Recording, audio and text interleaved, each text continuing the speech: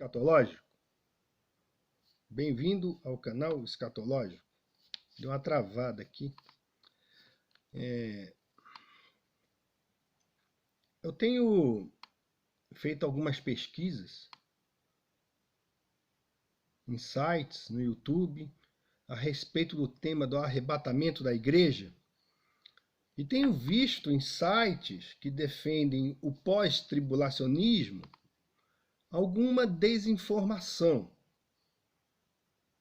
Então eles afirmam, por exemplo, que o arrebatamento pré-tribulacionista é uma doutrina muito recente e que surgiu com John Darby e que se popularizou através da Bíblia de Estudo Scofield.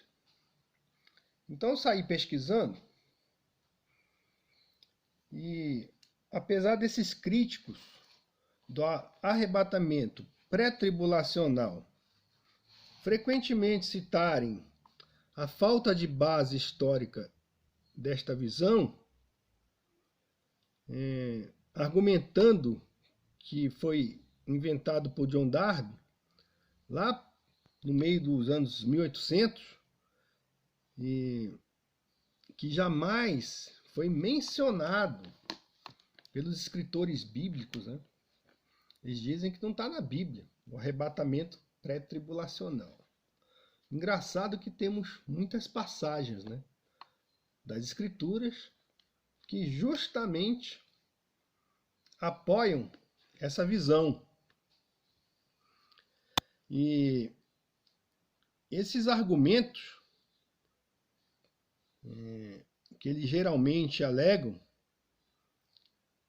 eles alegam que esse ensino, na verdade, a respeito do arrebatamento antes da tribulação, tem menos que 200 anos e que por isso não pode ser bíblico.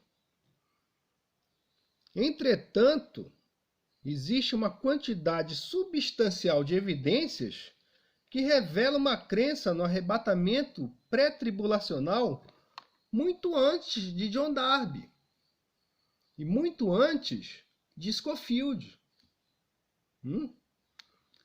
E os documentos mais antigos da igreja primitiva, incluindo o cânon do Novo Testamento, essa aqui é a Bíblia King James Fiel, muito boa, viu? Muito boa essa Bíblia aqui.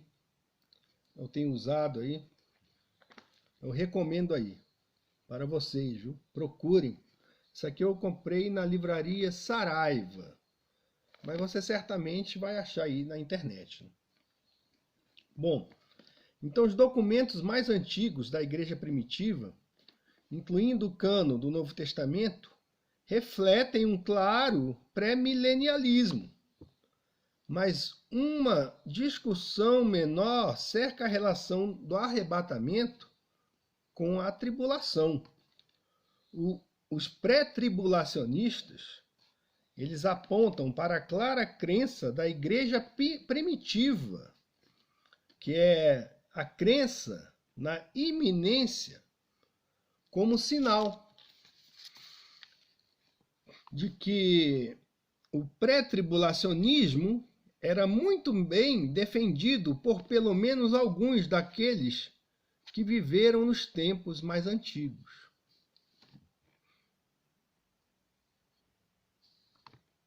Como era típico em todas as áreas da teologia da igreja primitiva, os pontos de vista iniciais de profecia não estavam suficientemente desenvolvidos e às vezes eram contraditórios, contendo um campo fértil para desenvolvimento de vários e diversos pontos de vista teológicos. Encontrar um pré-tribulacionismo, portanto, claramente soletrado pelos patriarcas da igreja primitiva é muito difícil, mas alguns elementos pré-tribulacionistas são bem nítidos. quando sistematizados com os seus outros pontos de vista proféticos, estes elementos aparentemente que contradizem, né? Estes elementos aparentemente que seriam contraditórios a respeito do pré-tribulacionismo, na verdade, contradita o pós-tribulacionismo e apoiam, na verdade, o pré-tribulacionismo. Por exemplo, os patriarcas apostólicos, eles ensinavam claramente a característica pré-tribulacional da iminência da volta do Senhor Jesus Cristo. Um exame superficial dos patriarcas da igreja primitiva revela que eles eram predominantemente pré-milenialistas ou quialistas. Essa palavra quiliasta, ou quilialista, o quiliasmo,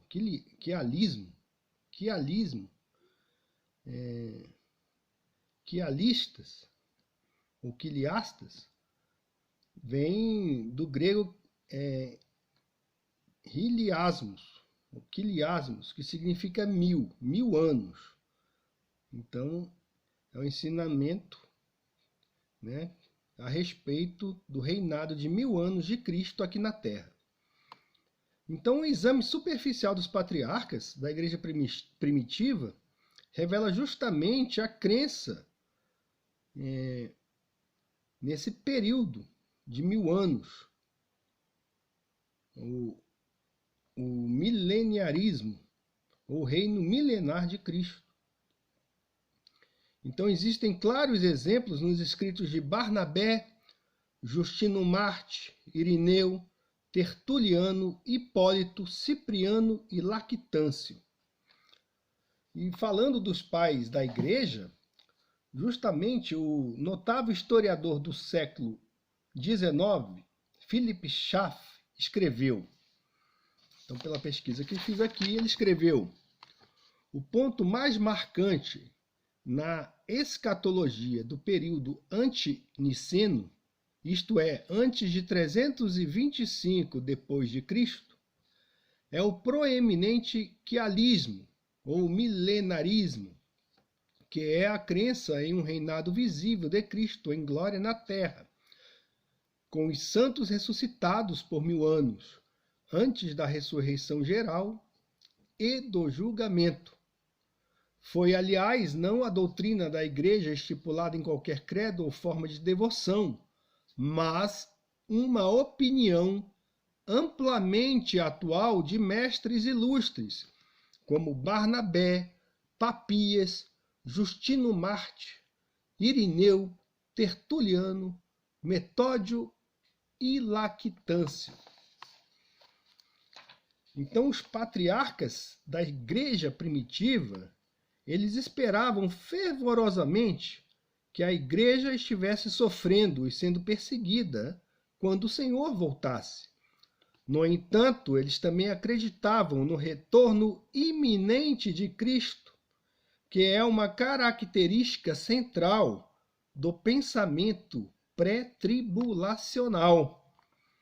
Esta falta de precisão tem levado a um debate entre os estudiosos quanto a como interpretar os escritos dos patriarcas da igreja primitiva. Expressões de iminência abundam nos escritos dos patriarcas apostólicos. Clemente de Roma, de 90 a 100. Inácio de Antioquia, 98 a 117. O Didaquê, a instrução dos 12 apóstolos, 100 a 160. A Epístola de Barnabé, escrita entre 117 e 138 DC, e o Pastor de Hermas, escrito entre 96 e 150 DC. Todos falam a respeito da iminência. Suas afirmações têm abundância de exortações para vigiar, esperar e estar preparado para a vinda do Senhor em breve. Além disso, o pastor de Hermas, 1.4.2, fala de escapar da tribulação. E eu tenho esse livro aqui, o Pastor de Hermas, né? Realmente está escrito lá assim: vós escapastes da grande tribulação em virtude da vossa fé, e porque não duvidastes na presença de tal besta? Ide, portanto, e contai aos eleitos do Senhor os seus atos poderosos, e dizei a eles que esta besta é um tipo da grande tribulação que está se aproximando. Se então vos preparardes e vos arrependerdes de todo o vosso coração e vos converterdes ao Senhor, será possível escapardes dela. Sim, se o vosso coração for puro e imaculado, e passardes o resto dos dias das vossas vidas servindo ao Senhor irrepreensivelmente. No entanto, ninguém pode produzir uma afirmação clara de escatologia patrística a respeito do arrebatamento. Mas podemos concluir o seguinte: eles esperavam uma vinda literal de Cristo, seguida de um reino de 1000 anos literal. Eles acreditavam na vinda iminente de Cristo com ocasionais inferências pré-tribulacionais. Eles estavam sendo perseguidos pelo governo romano, mas não equipararam isto com a futura ira tribulacional, que é justamente a angústia de Jacó. Então a igreja não vai passar pela grande tribulação. E esse ensino, né, não é um ensino recente, como querem fazer crer os pós-tribulacionistas. Larry Crutchfield, ele ensinou o seguinte: esta opinião dos patriarcas sobre a iminência e nos escritos de algumas referências a escapar do tempo da tribulação constitui o que pode ser definido como sementes das quais a doutrina do arrebatamento pré-tribulacional poderia se desenvolver. Se não fosse pelo enfraquecimento da exegese sadia, trazida pelo alegorismo alexandrino, e mais tarde por Agostinho, questiona-se que tipo de produto estas sementes poderiam ter gerado, muito antes de John Darby e do século XIX. Né? Então, aí, hoje em dia, por causa dessas alegorias, muitas seitas e pensamentos que eu digo que são malucos estão surgindo aí no meio daqueles que se afirmam cristãos, né? Então, muita coisa aí está surgindo, né? Muita alegoria, as pessoas começam a ler muito nas entrelinhas, né? E descobrem coisas aí que nunca aconteceram ou existiram. Então, a Bíblia nos garante. Foi João que viu em Apocalipse e escreveu a respeito do reino milenar de Cristo. Né? Então, no período entre Agostinho e a Renascença, esse período, o período entre Agostinho e a Renascença, foi amplamente dominado pelo entendimento que Agostinho possuía da Igreja e a sua espiritualização do milênio como reinado de Cristo nos santos. Então, um sujeito que interpretava tudo alegoricamente, né? Com alegoria. Então, tudo ele via um simbolismo exagerado, totalmente divorciado do contexto em qual o texto foi produzido, né? Então, Jesus, quando fala a respeito lá da grande tribulação, ele fala a respeito da destruição do templo por Antíoco Epifânio, né? Nos anos 70 depois de Cristo. Mas ele também, naquele discurso, ele se refere à grande tribulação e faz justamente uma menção à futura profanação do templo que será construído lá em Jerusalém. Mas essas pessoas, né, que adotaram essa interpretação alegórica de Agostinho, exageram tanto que vem nisso tudo apenas simbolismo. Então, a respeito, naquela época da igreja medieval, havia apenas discussões esporádicas a respeito de um milênio futuro e literal, o que tornava os exemplos do pré-tribulacionismo muito raros. Entretanto, uma pesquisa histórica cuidadosa revela muitas afirmações pré-tribulacionais e que são, né, convenientemente negligenciadas por aqueles que afirmam que o pré-tribulacionismo é algo muito recente, né? Porque às vezes a pessoa quer angariar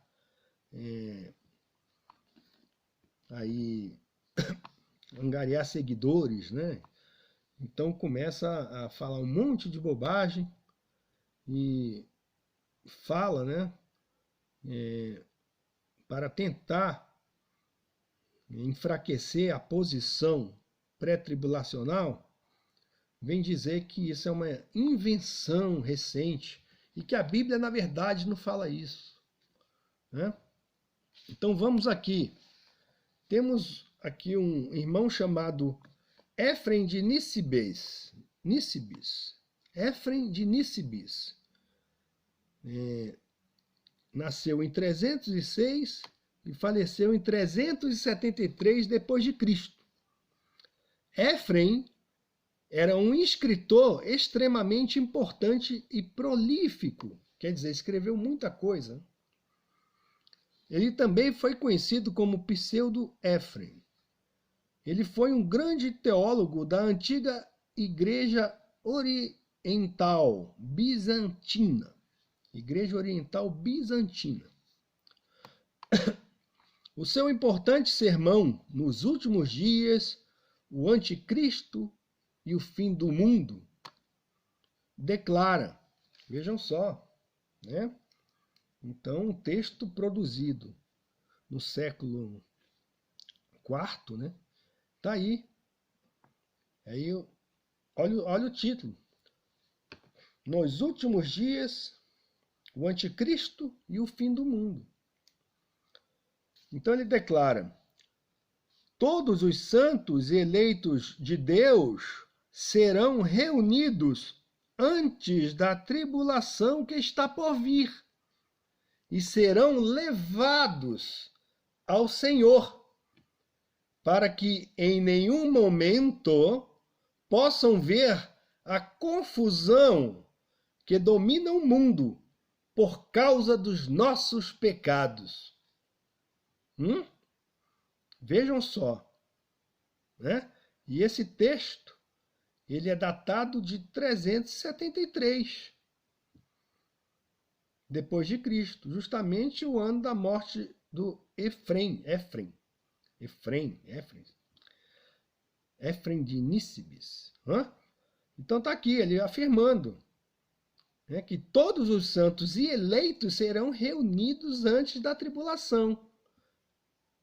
Isso aqui é uma visão pré-tribulacional. Arrebatamento antes da grande tribulação. Como é que isso é recente? Então, neste sermão, Éfrem desenvolve uma elaborada escatologia bíblica, incluindo, vejam só, uma distinção entre o arrebatamento e a segunda vinda de Cristo. Então, já ouvi aí em alguns canais gente dizendo que o arrebatamento pré-tribulacional não é coisa de Deus, que isso chega... Não, isso não é de Deus, isso é satânico, isso é diabólico. Como? Como se isso está na Escritura. Isso não é doutrina nova, não. Bastava só isso aqui, ó. Só essa afirmação, só essa leitura que eu fiz para mostrar que não é um ensino que surgiu no século XIX.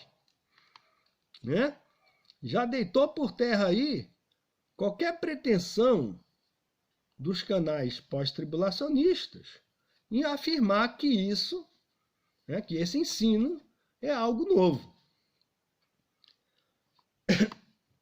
Então, a teologia de Éfrem também descreve o arrebatamento iminente, seguido por uma grande tribulação de 3 anos e meio.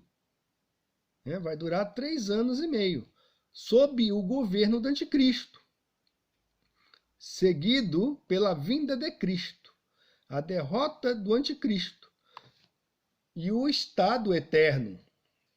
O seu ponto de vista inclui um parênteses entre o cumprimento da 69ª e a 70ª semana de Daniel.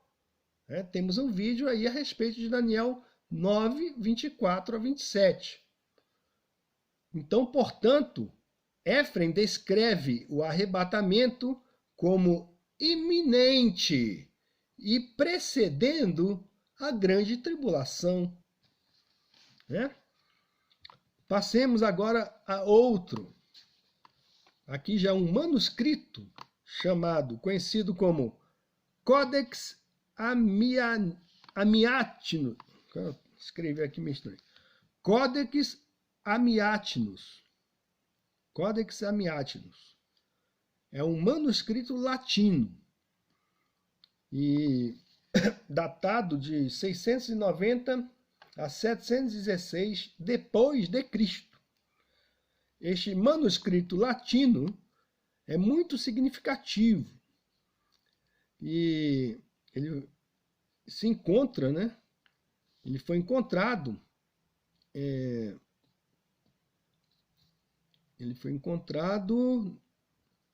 se não me engano aqui,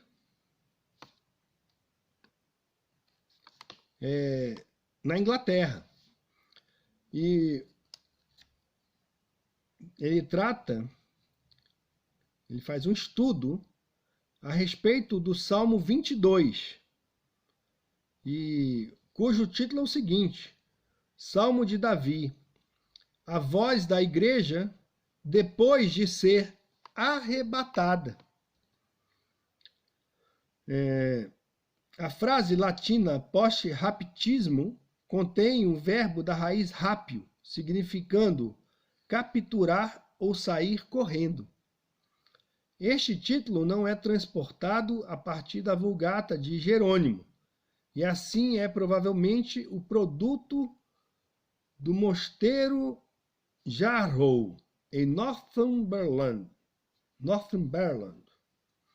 Embora não conclusivo e ainda necessitando de um estudo adicional, parece que o código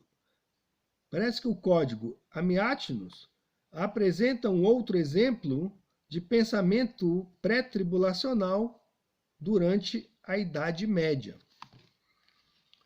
Então é isso.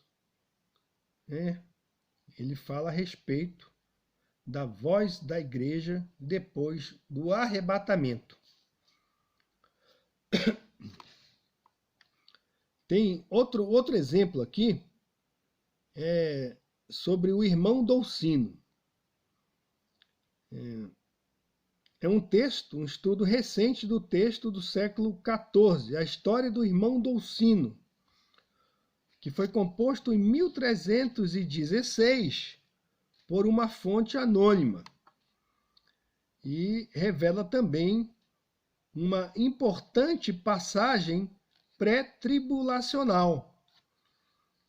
Como líder dos irmãos apostólicos no norte da Itália, o irmão Dolcino conduziu seu povo através de tempos de tremenda perseguição papal. Os papas, desde sempre, são inimigos da verdadeira Igreja de Deus, que é justamente inimigo dos salvos, daqueles que têm a palavra de Deus como única regra de fé e prática. Então, desde sempre, são usados aí para perseguir e aumentar a igreja. Então, uma pessoa deste grupo escreveu as seguintes palavras, que fazia parte justamente dessa congregação do irmão Dolcino. Vamos aqui. O anticristo estava entrando neste mundo dentro dos limites do dito período de 3 anos e meio. E depois de sua vinda, então, ele, Dolcino, e seus seguidores seriam transferidos para o paraíso, no qual estão Enoque e Elias. E desse modo seriam preservados ilesos da perseguição do anticristo. Portanto, o escritor dessa história acreditava que Dolcino e seus seguidores seriam transferidos para o paraíso, expressando esta crença com a palavra latina transferento, ou trasladação, um sinônimo de arrebatamento. Dolcino e seus seguidores se retiraram para as montanhas do norte da Itália, para aguardarem a sua remoção pela ocasião do aparecimento do anticristo. Acredita-se que as seitas como os albigenses, lombardos e os valdenses foram atraídos para o pré-milenialismo, mas pouco se conhece dos detalhes de suas crenças, desde que os católicos romanos destruíram as suas obras, quando foram encontradas. Francis Gumerlock é um indivíduo que defende a opinião sobre o arrebatamento do irmão Dolcino. Gumerlock escreveu: os dolcinistas defendiam uma teoria de arrebatamento pré-tribulacional, semelhante à mesma teoria no dispensacionalismo moderno. Então, desde quando, na cabeça desse pessoal aí, o dispensacionalismo surgiu no século XIX? A prova está aqui, de que a semente da elaboração dessa teologia e justamente dessa escatologia, não surgiram no século XIX. Mas é uma coisa, algo bem anterior.